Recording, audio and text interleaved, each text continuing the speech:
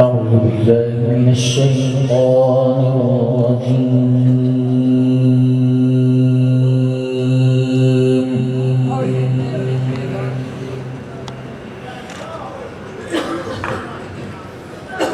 بسم الله الرحمن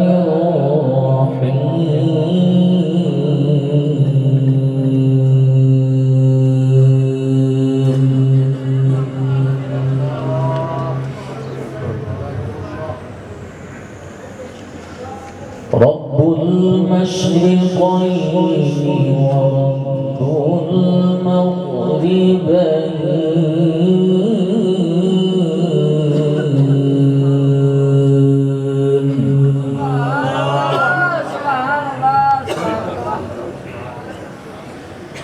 فبأي آلاء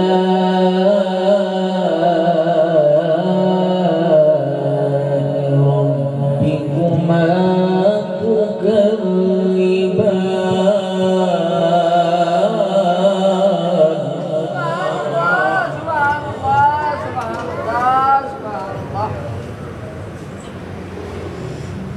رب المشرقين ورب المغربين فبأي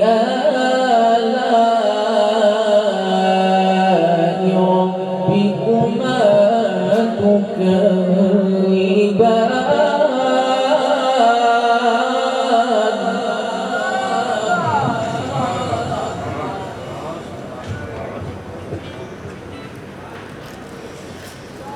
مرج البحرين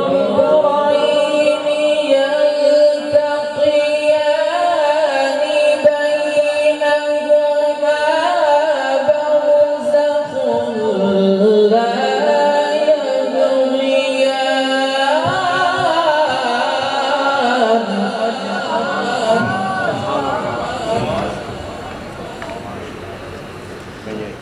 فبأي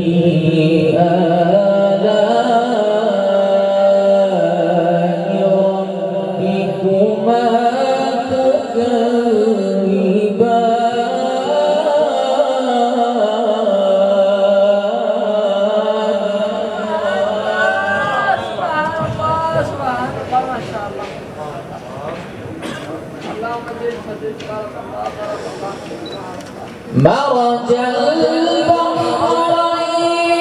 يلتقيان بينهما برزخ لا يبغيان فبأي آلاء ربكما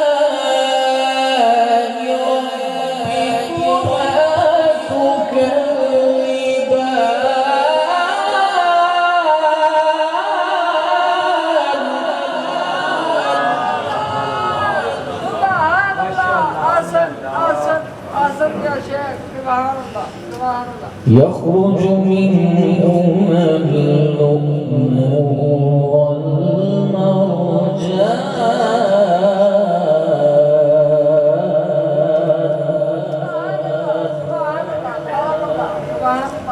يخرج منهما اللؤلؤ والمرجان فبأي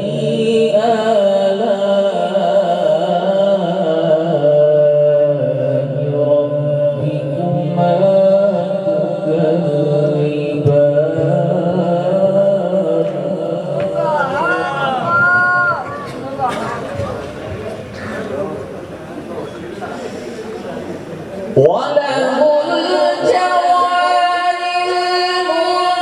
المنشآت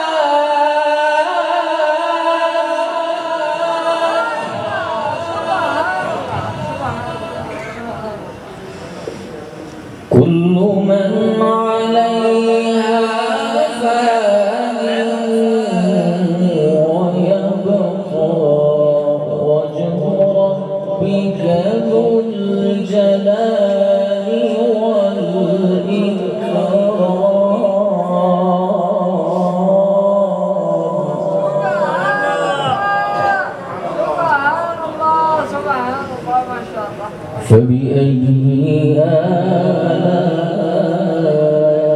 آلاء ربكما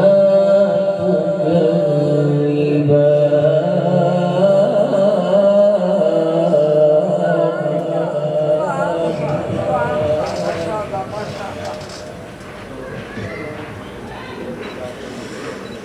كل من عليها فان ويبقى وجه ربك ذو الجلال والإكرام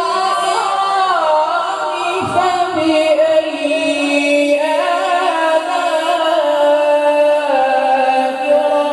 ربكما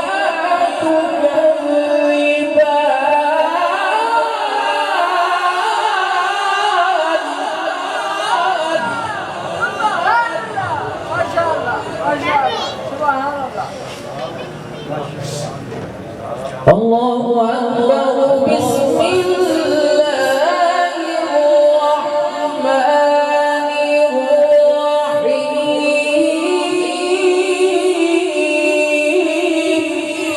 الرحيم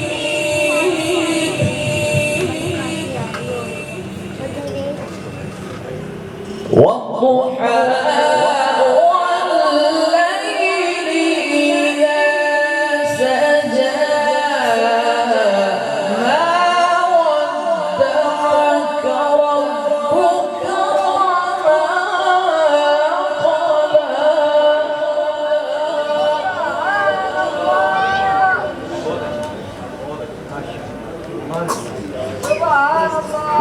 وللآخرة خير لك من الأولى وللآخرة خير لك من الأولى ولسوف يعطيك ربك فترضى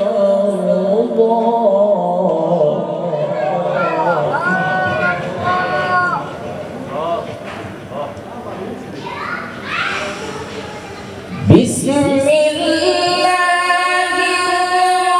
الرحمن الرحيم والضحى والليل إذا سجى ما ودعك ربك وما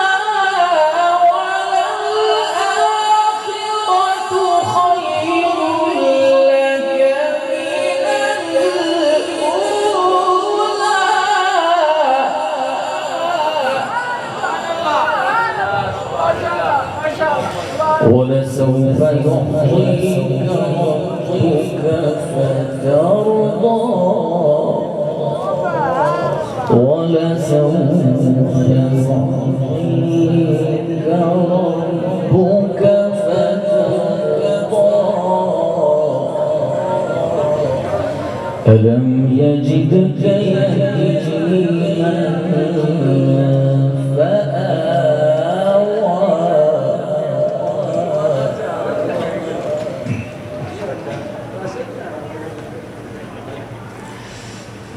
ولسوف يعطيك ربك فترضى ألم يجدك يتيما فآوى ووجدك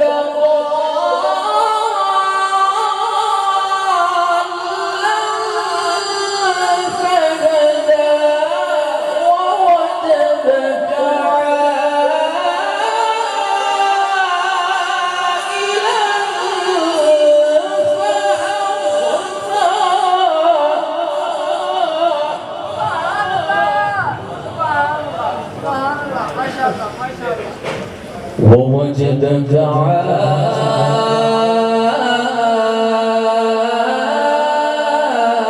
عائلا فأغنى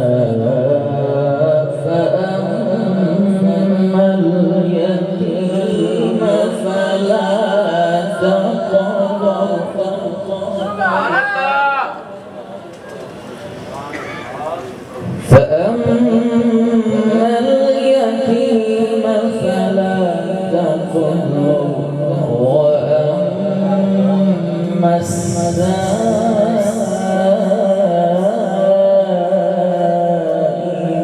فلا تنهر وأما بنعمة ربك فحدث آمنت بالله صدق الله العظيم وصدق رسوله النبي الكريم الأمين. سبحان الله سبحان الله